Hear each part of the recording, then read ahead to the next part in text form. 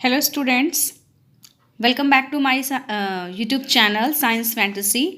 हम यहाँ पे क्लास 11th की unit number 3 classification of element and periodicity in properties जो है वो कर रहे थे। हम बेटे यहाँ पे एटॉमिक प्रॉपर्टीज़ जो प्रोडिक प्रॉपर्टीज़ हैं उनके बारे में डिस्कस कर रहे थे। Then we are discuss about the number of periodic properties like atomic radius, ionic radius, ionization, enthalpy. Today we are going to start new topic electron gain enthalpy. तो जैसे आपने आयनाइजेशन एनर्जी किया था, ionization enthalpy किया था। Ionization enthalpy के case में हम क्या करते थे कि जो आपका एटम होता था गैशियस, उसमें से इलेक्ट्रॉन को रिमूव करके इसको कटायन में कन्वर्ट करते थे। लेकिन जो आपकी इलेक्ट्रॉन गेन इंथैल्पी होती है वो क्या होती है? गेन का मतलब क्या होता है? यहाँ पे जो वर्ड गेन है, गेन का मतलब होता है एक्सेप्ट करना। एक्सेप्ट करना मतलब उसको लेना। तो इलेक्ट्रॉन गेन इंथैल्पी क्या होती है कि जब आपके पास कोई भी न्यूट्रल गैशियस एटम होता है, न्यूट्रल एटम है और गैशियस एटम होता है, वो जब इलेक्ट्रॉन को क्या करता है? एक्सेप्ट करता है। और एक्सेप्ट करने के बाद वो क्या बनाता है? गैशियस अनायन बनाता है। उस टाइम जितनी एनर्जी यहाँ पे रिलीज होती है that known as the electron gain enthalpy.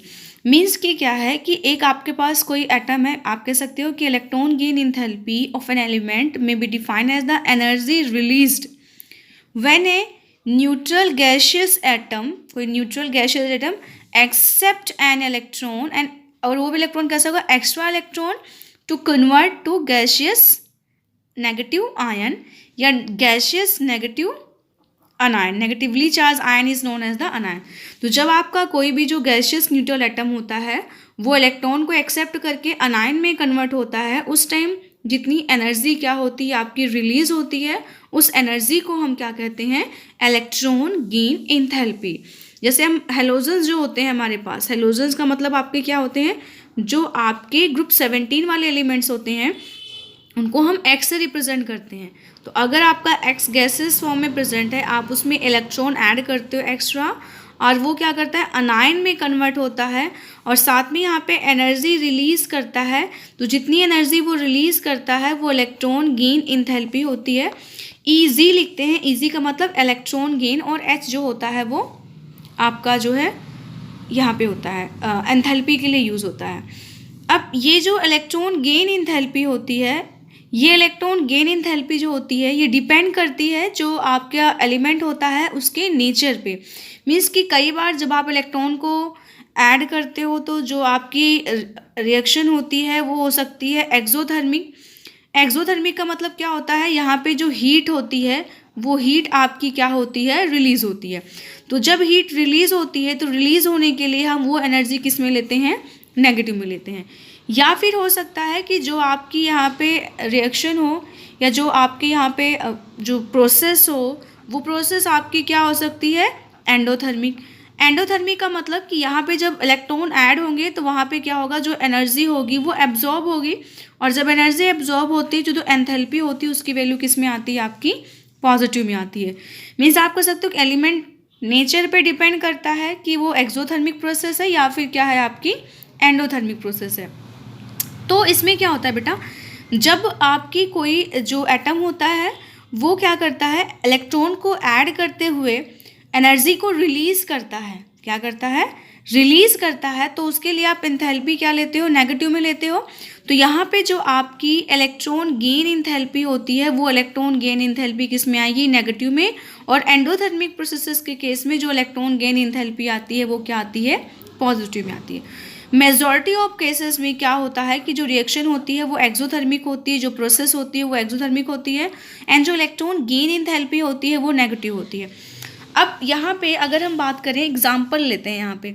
वैसे आपने यहाँ पे एक चीज़ मैंने आपको बताया हुआ है कि किसी भी चीज़ की अगर हम बात करते हैं कि उसके पास क्या है? मैक्सिमम एनर्जी है। अगर एनर्जी ज़्यादा है तो मैक्सिमम एनर्जी का मतलब क्या होता है? Less stability. अगर एनर्जी ज़्यादा है तो स्टेबिलिटी क्या है? कम है। और अगर किसी के पास क्या है, अगर वहाँ पे हम कहते हैं कि उसकी एनर्जी जो है वो लोअर है, बहुत कम एनर्जी है, तो लोअर एनर्जी का मतलब क्या होता है? उस कंपाउंड की जो है स्टेबिलिटी आपकी क्या है, मैक्सिमम स्टेबिलिटी है। कि जैसे हम जो है मॉर्निंग जो है ब्रेकफास्ट कर लेते हैं, उसके बाद हम एनर्जेटिक हो जाते हैं, तो हम स्टेबल कम होते हैं, हम कुछ ना कुछ वर्क करते रहते हैं। आफ्टर डेट सम टाइम बाद जब हमारी एनर्जी का लॉस होता है तो we feel some tiredness and we become stable. तो इसी वजह से जो एलिमेंट्स होते हैं, अगर उनकी एनर्जी जो है वो कम होती है तो उनकी स्टेबिलिटी क्या होती है, यहाँ पे ज़्यादा होती है। तो एज यू ऑल नो कि जो भी आपका एटम है, वो एटम जो है इलेक्ट्रॉन का क्या करता है, आइदर लॉस करेगा या फिर क्या करेगा, गेन करेगा। और ये सारा काम वो किस लिए करता है, स्टेबिलिटी करने के लिए करता है। तो अगर स्टेबिलिटी चाहिए तो एनर्जी क्या होनी चाहिए, कम। तो स्टेबिलिटी अगर चाहिए, एनर्जी कम होनी चाहिए, तो इट मीन्स क्या करेगा, वो एनर्जी जो एक्स्ट्रा वाली होगी इसको रिलीज़ करेगा। और जब भी एनर्जी रिलीज़ करेगा, जो एंथैल्पी होगी वो एंथैल्पी किस में आएगी, नेगेटिव में। तो यहाँ पे जब कोई भी एटम इलेक्ट्रॉन को गेन करता है, एक्सेप्ट करता है, तो उसकी इलेक्ट्रॉन गेन एंथैल्पी होती है, स्टेबल होता है, मतलब वो नेगेटिव होता है। फॉर एग्जाम्पल अगर हम बात करते हैं हेलोजन्स की, हेलोजन्स आपके क्या होते हैं, ग्रुप 17 के element. They are the fluorine, chlorine, bromine and iodine, और एक एस्टाटाइन भी होता है। अब इस केस में क्या होता है कि जो हेलोजन्स होते हैं, हेलोजन्स की जो इलेक्ट्रॉन गेन एंथैल्पी होती है, वो इलेक्ट्रॉन गेन एंथैल्पी हेलोजन्स की highly negative electron gain enthalpy होती है। Highly negative electron gain enthalpy होती है हेलोजन्स की। ऐसा क्यों होता है, आपके पास अगर आप यहाँ पे फ्लोरीन की इलेक्ट्रॉनिक कन्फिगरेशन निकालते हो 1s2 2s2 2p5, या आप क्लोरीन की इलेक्ट्रॉनिक कन्फिगरेशन निकालते हो 1s2 2s2 2p6 3s2 3p5। तो आप यह देखो, जो आउटर मोस्ट सेल है उसमें कितने इलेक्ट्रॉन है, 7। यहाँ पे भी आउटर मोस्ट सेल में कितने इलेक्ट्रॉन है, 7। इससे आगे मतलब इनसे क्या है कि अगर फ्लोरीन जो है एक इलेक्ट्रॉन को ऐड कर लेता है तो वो किसकी कन्फिगरेशन लेता है, नियोन की, जो कि एक नोबल गैस है। ऐसे ही क्लोरीन एक इलेक्ट्रॉन अगर ऐड करता है तो नोबल गैस की कन्फिगरेशन लेता है, ऑर्गन की। और इनमें आउटर मोस्ट सेल में जो 8 इलेक्ट्रॉन होते हैं वो क्या हो जाते हैं, कंप्लीट हो जाते हैं। तो इस वजह से क्या करता है, जो हेलोजन्स होते हैं वो हेलोजन्स क्या करते हैं, एक इलेक्ट्रॉन को इजीली गेन कर लेते हैं और नोबल गैस कन्फिगरेशन लेके स्टेबल हो जाते हैं। तो जब वो एक इलेक्ट्रॉन को गेन करते हैं और एनर्जी को बाहर निकाल देते हैं, तो वो जो इलेक्ट्रॉन गेन एंथैल्पी होती है वो नेगेटिव में आ जाती है, क्योंकि वो इजीली ऐड कर रहे हैं, स्टेबल हो रहे हैं, और एक्स्ट्रा एनर्जी जो होती है उसको क्या कर रहे हैं, रिलीज़ कर रहे हैं। ऐसे अगर हम नोबल गैसेस का केस लेते हैं, जो आपकी नोबल गैसेस होती हैं वो हाईली स्टेबल होती हैं। उन नोबल गैसेस का जो ऑक्टेट होता है वो ऑक्टेट क्या होता है, कंप्लीट होता है। तो अगर कोई भी नोबल गैस है, उस नोबल गैस में हम इलेक्ट्रॉन ऐड करेंगे तो वो इलेक्ट्रॉन ईजिली ऐड नहीं होगा। क्यों नहीं ऐड होगा, क्योंकि अगर आप नोबल गैसेस में इलेक्ट्रॉन ऐड करना चाहते हो तो वो इलेक्ट्रॉन क्या होगा, नेक्स्ट हायर सेल में जाएगा। और नेक्स्ट हायर सेल में जाने से जो नोबल गैसेस होंगी वो क्या हो जाएंगी, अनस्टेबल हो जाएंगी।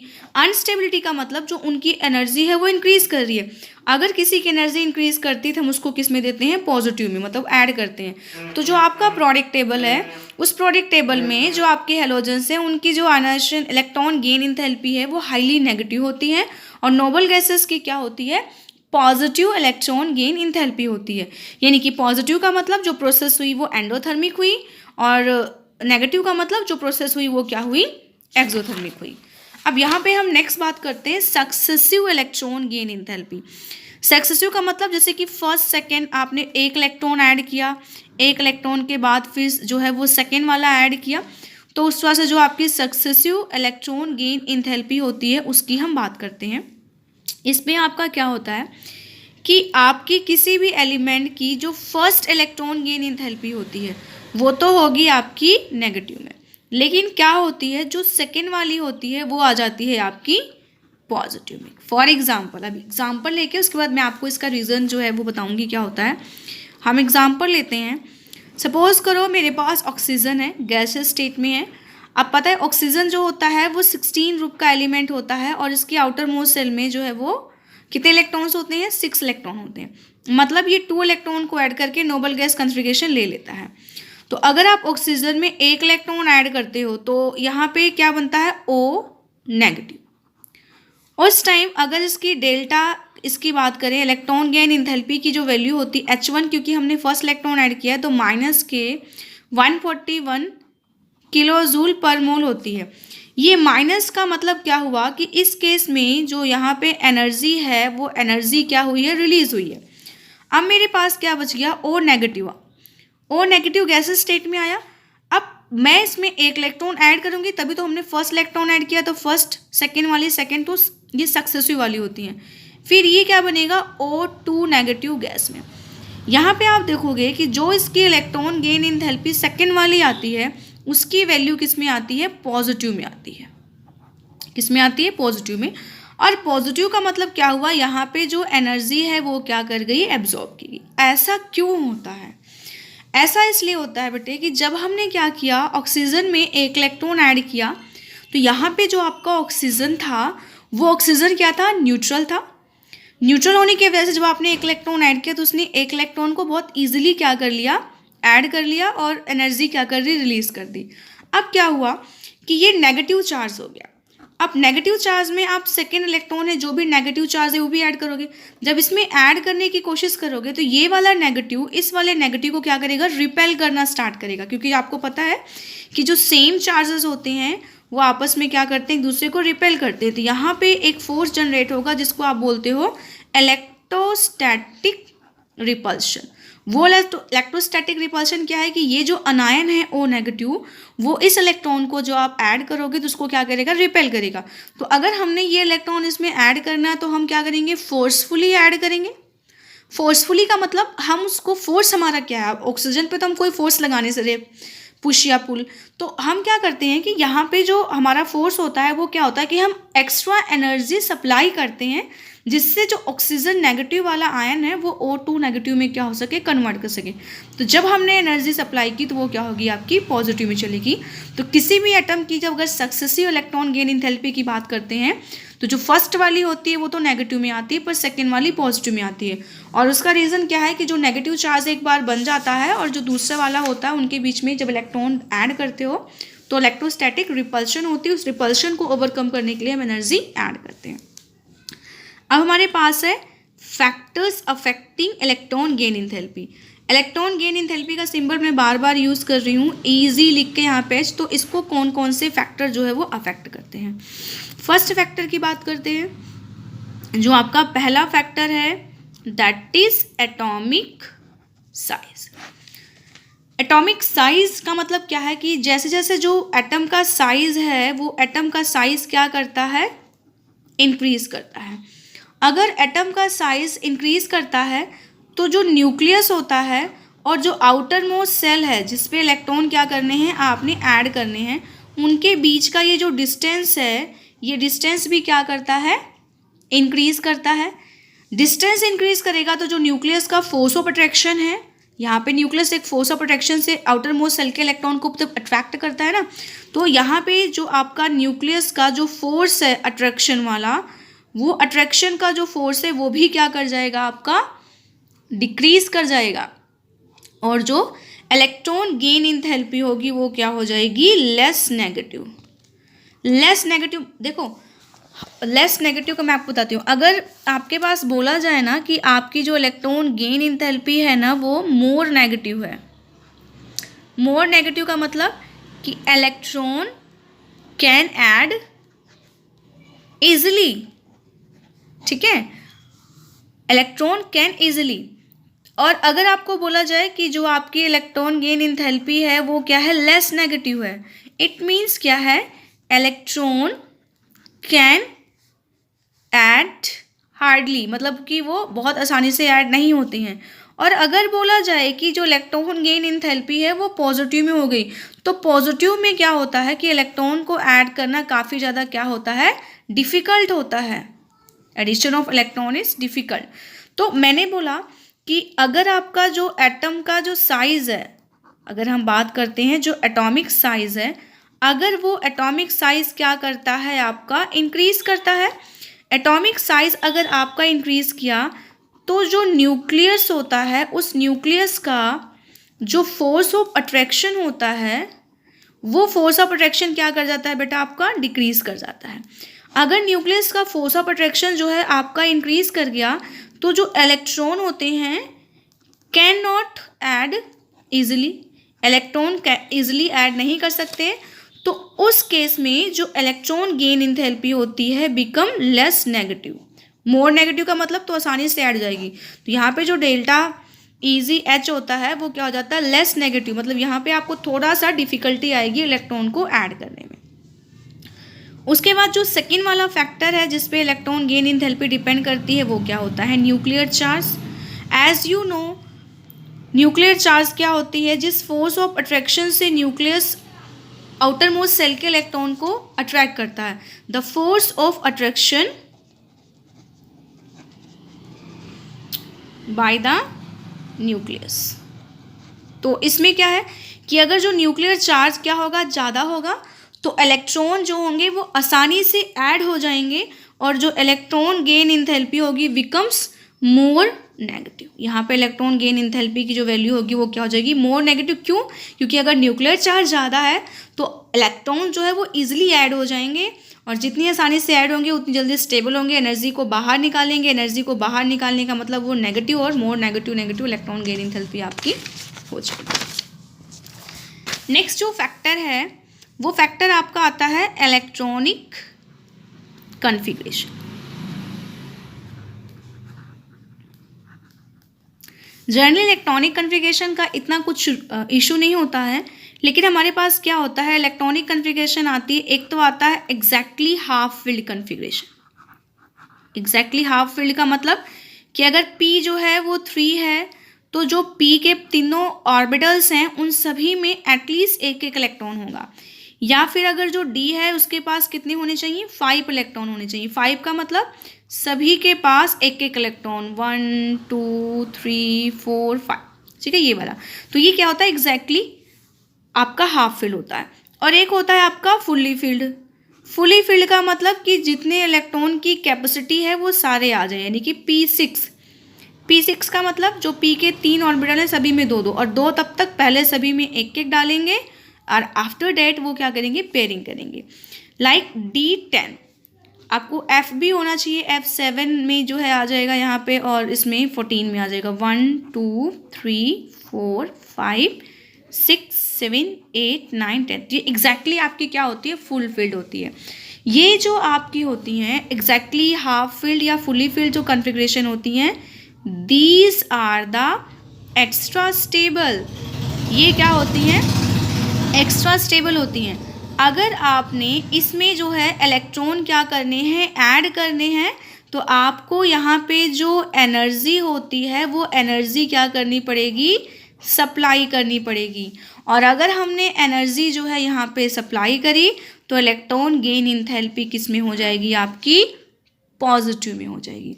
मीन्स कि यहाँ पे जो इलेक्ट्रॉन गेन इंथैल्पी की वैल्यू होती है वो लार्ज पॉजिटिव वैल्यू होती है, because electron can not be add in the extra stable electronic configuration. तो ये आपके फैक्टर थे, एटॉमिक साइज हो गया, न्यूक्लियर चार्ज हो गया, इलेक्ट्रॉनिक कॉन्फ़िगरेशन, जिस पे इलेक्ट्रॉन गेन इंथैल्पी की जो वैल्यू होती है वो डिपेंड करती है। अब हम बात करते हैं कि जो इलेक्ट्रॉन गेन इंथैल्पी की वेरिएशंस हैं, वेरिएशंस कैसे कि प्रोडक्ट टेबल में क्या ट्रेंड चलता है, आइदर इंक्रीज करती है या फिर क्या करती है, डिक्रीज करती है। तो सबसे पहले हम बात करते हैं variation with in the group, variation in A group. Group का क्या मतलब होता है बेटा, ग्रुप का क्या मतलब है, अगर हम ग्रुप की बात करें तो जैसे हम कहते हैं कि बेटा हम बात कर रहे थे कि जो आपके इलेक्ट्रॉन गेन इंथैल्पी है उसकी variations with in A group. तो आपको पता है कि ये ग्रुप क्या होता है। ग्रुप मतलब जो आपका प्रोडक्ट टेबल है, उस प्रोडक्ट टेबल में जब हम ऊपर से नीचे की तरफ मूव करते हैं तो वो आपका क्या होता है, ग्रुप होता है। तो ग्रुप में क्या होता है कि जैसे हम अगर बात करें कि अगर हम हमारे पास जो प्रोडक्ट टेबल है उस प्रोडक्ट टेबल में अगर हम जो है डाउन द ग्रुप मूव करते हैं, डाउन द ग्रुप का मतलब कि अगर आप कोई भी एग्जांपल लो, फॉर एग्जांपल मैंने यहाँ पे ग्रुप नंबर 1 ले लिया, ये यहाँ पे ग्रुप नंबर 1 आपका क्या होता है, सब फर्स्ट पे आपका लिथियम आ जाता है, सोडियम आ जाता है, फिर पोटेशियम आ जाता है, रुबिडियम आ जाता है, सीजियम, फ्रांसियम, सो ऑन, ऐसे जो डाउन द ग्रुप मूव करते हैं। तो डाउन द ग्रुप मूव करने पे एक तो आपका एटॉमिक साइज, ये एटॉमिक साइज हमारा डाउन द ग्रुप मूव करने पे क्या करता है, कॉन्टिन्यूसली जो है वो इंक्रीज़ करता है। हमारा जो एटॉमिक साइज है वो डाउन द ग्रुप मूव करने पे इंक्रीज करता है। क्यों? क्योंकि हर एक लेवल पे एक नया सेल ऐड होता है। और दूसरा, नो डाउट, अगर एटॉमिक नंबर इंक्रीज कर रहा है तो प्रोटॉन भी इंक्रीज करें, तो डाउन द ग्रुप मूव करने पे जो न्यूक्लियर चार्ज होता है वो न्यूक्लियर चार्ज भी हमेशा कॉन्टिन्यूसली क्या करता है, आपका इंक्रीज करता है।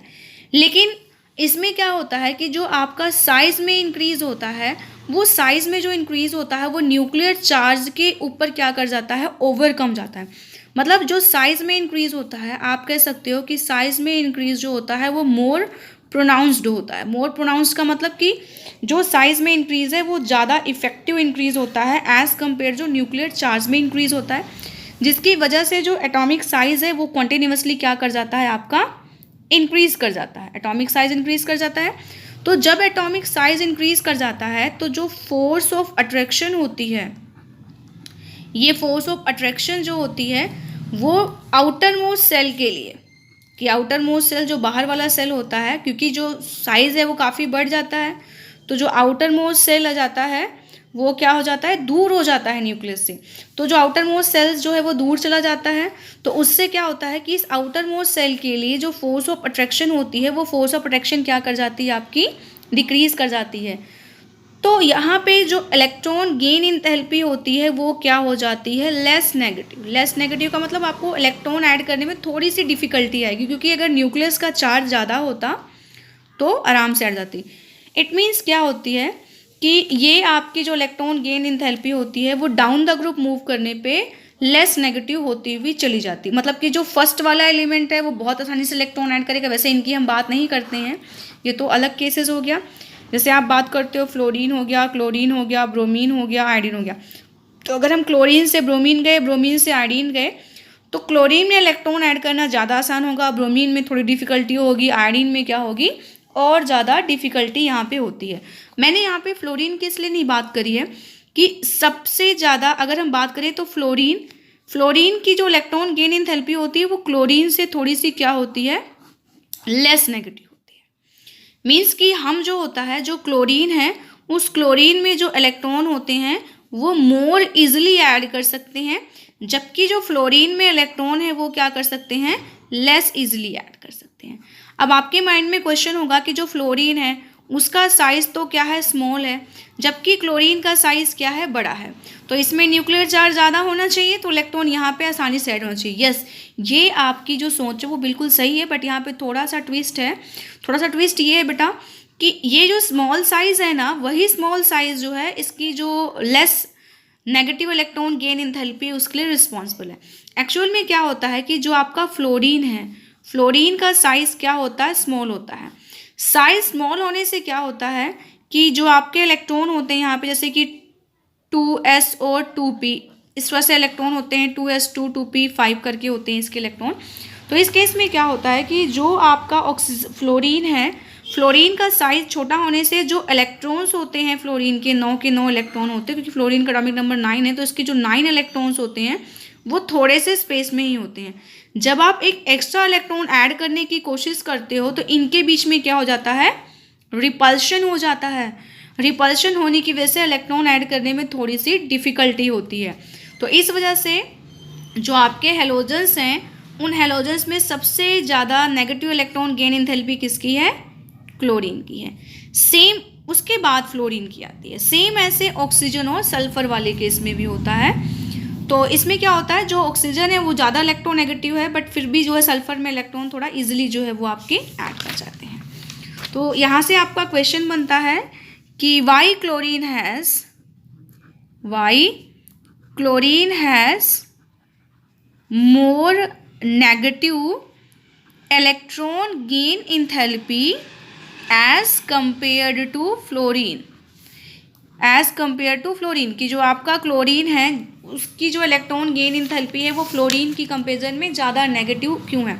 तो उसका रीज़न वही है कि फ्लोरीन का साइज़ जो होता है वो आपका छोटा होता है, जिसकी वजह से स्मॉल साइज़ में जो आपका फ्लोरीन है वहाँ फ्लोरीन में क्या होता है, इलेक्ट्रॉन रिपल्शन हो जाता है।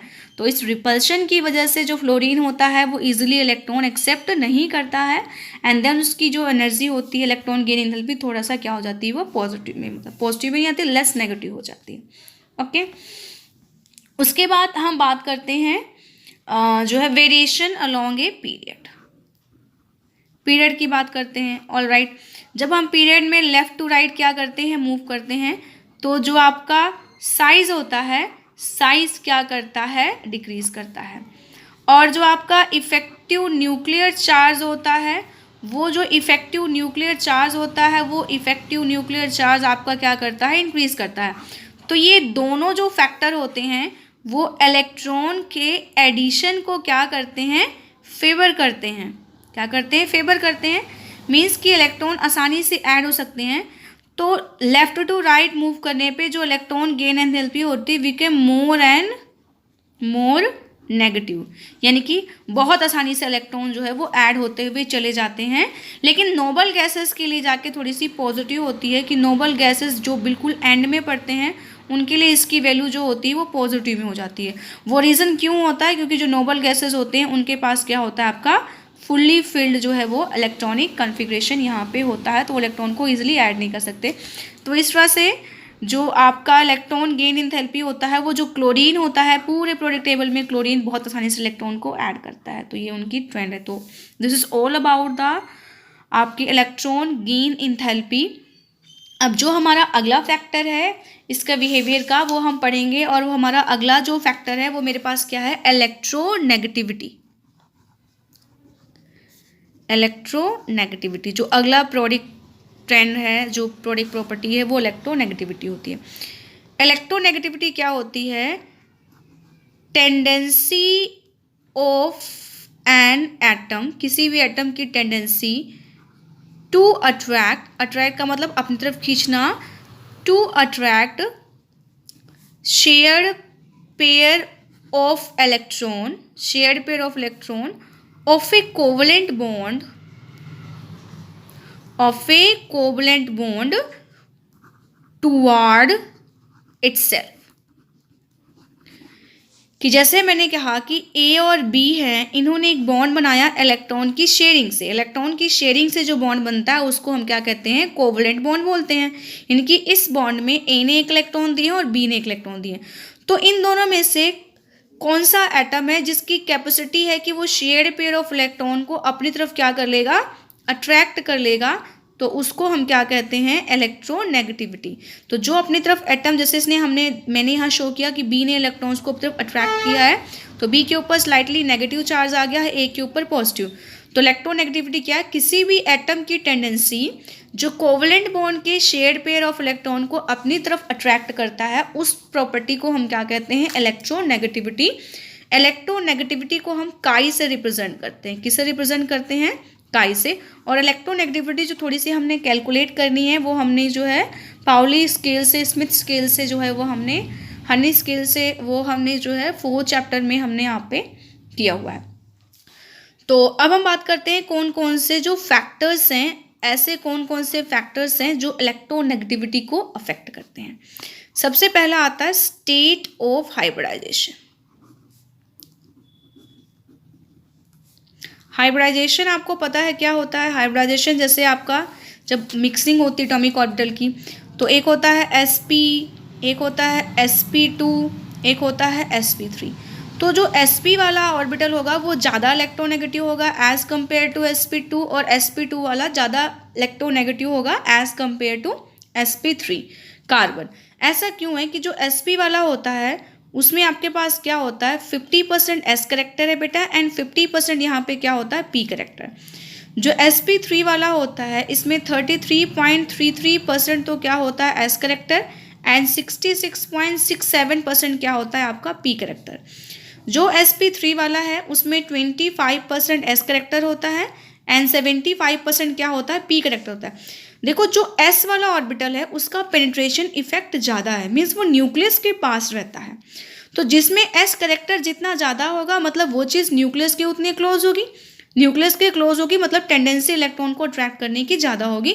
इसलिए sp हाइब्रिडाइज कार्बन की जो इलेक्ट्रोनेगेटिविटी होती है वो ज़्यादा होती है एज़ कम्पेयर टू sp2, और sp2 की ज़्यादा होती है एज़ कम्पेयर टू sp3।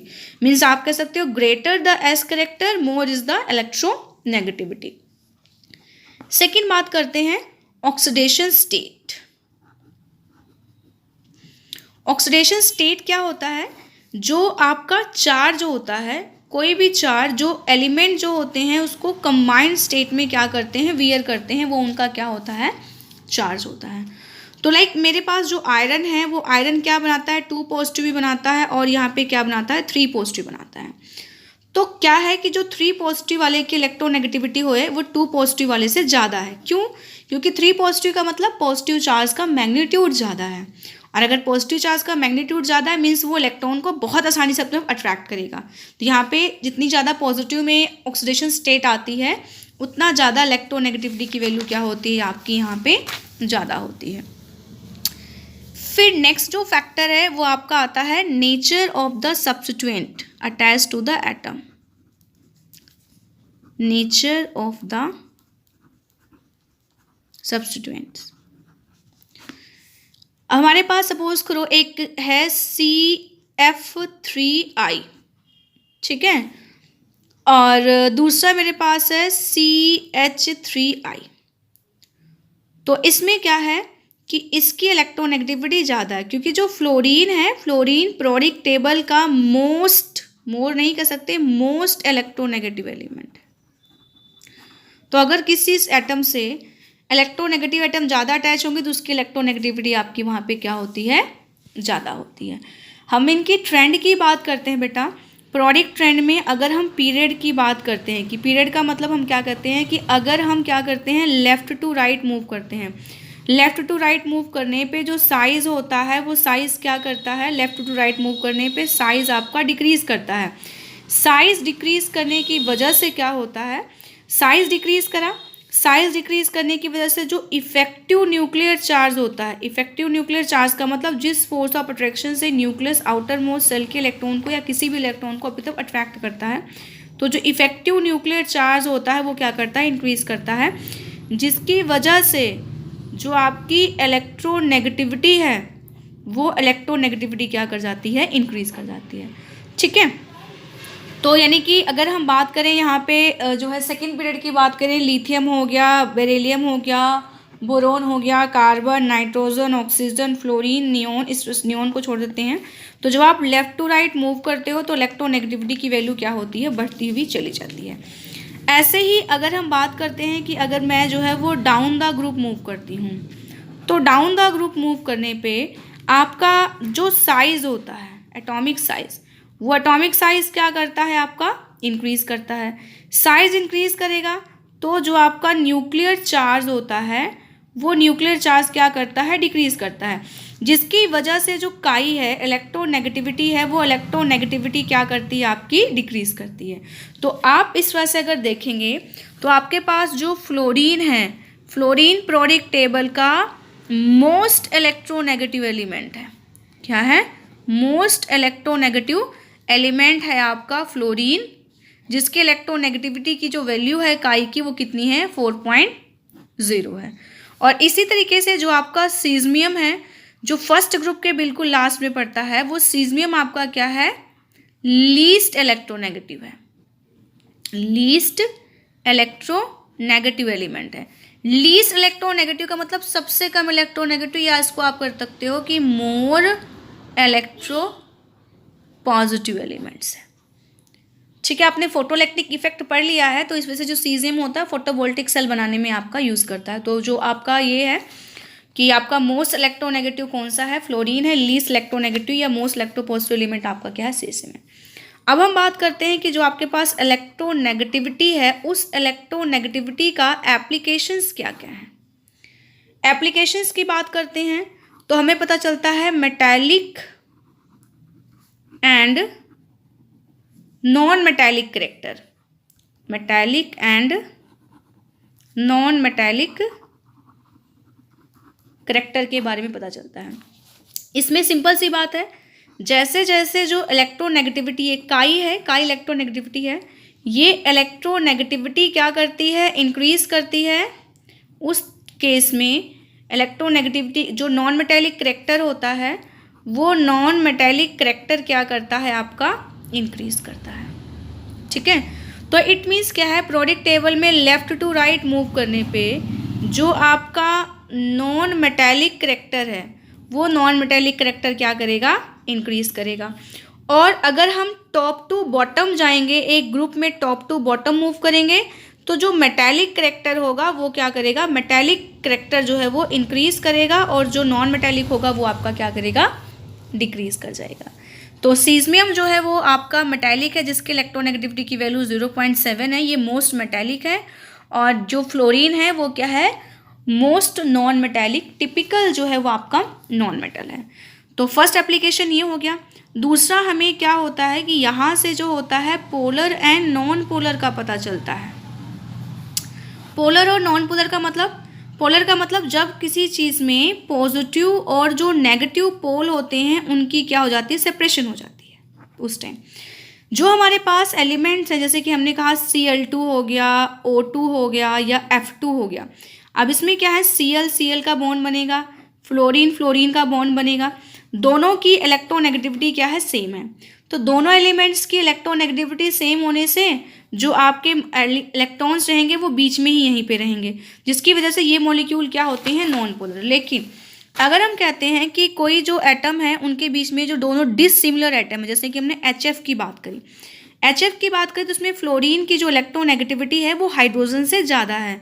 तो उस केस में क्या करेगा, जो फ्लोरीन होगा वो ये जो शेयर्ड पेयर वाले इलेक्ट्रॉन होंगे उनको अपनी तरफ क्या करेगा, अट्रैक्ट करेगा। ऐसे जब उनको अट्रैक्ट करेगा तो क्या होगा, यहाँ पे जो आपका फ्लोरीन होगा उस पर स्लाइटली नेगेटिव चार्ज आ जाएगा और यहाँ पे स्लाइटली पॉजिटिव चार्ज। अब आप देख रहे हो यहाँ पे दो पोल जनरेट हो गए, एक पॉजिटिव पोल और एक क्या हो गया, नेगेटिव। तो ये आपका जो एटम हो गया, ये जो मॉलिक्यूल होगा, ये आपका कैसा हो गया, पोलर हो गया। और इन पोलर में क्या होता है कि इसी से हमें उनका जो है वो डाइपोल मोमेंट का भी पता चलता है। जितना ज़्यादा इलेक्ट्रोनेगेटिविटी उतनी ज़्यादा डाइपोल मोमेंट। तो यहाँ पे हम बात करते हैं, एक हम आपके पास होता है पार्शियल आयनिक करेक्टर, और ये पार्शियल आयनिक करेक्टर या जो डाइपोल मोमेंट होता है ये सब हमने बहुत ज़्यादा डिटेल में 4th यूनिट में डिस्कस किया हुआ, सॉरी जो है पीछे अभी डिस्कस करेंगे, आगे हम डिस्कस करेंगे। जो आपका डाइपोल मोमेंट होता है वो हम यहाँ पे जो है आगे जो है वो डिस्कस करेंगे डिटेल में 4th यूनिट में, ठीक है। तो उससे हमें यहाँ पे पता चलता है। तो वो जो है हम नेक्स्ट सेक्शन में जो है वो डिस्कस करेंगे। तो आपको पता चला कि इलेक्ट्रोनेगेटिविटी से हमें डाइपोल मोमेंट का भी हमें पता चल जाता है, ठीक है। डाइपोल मोमेंट, पार्शियल आयनिक करेक्टर हम नेक्स्ट चैप्टर में जो है वो डिस्कस करेंगे। तो आज के लिए इस लेक्चर में इतना ही। अभी इस चैप्टर का एक छोटा सा पोर्शन रह गया है, वो हम नेक्स्ट लेक्चर में डिस्कस करेंगे। तब तक आप ये वीडियोस देखिए। अगर आपकी कोई भी क्वेरी हो तो मेरे से लीजिए, एंड चैनल को सब्सक्राइब कीजिए, वीडियो को लाइक कीजिए। Thank you so much.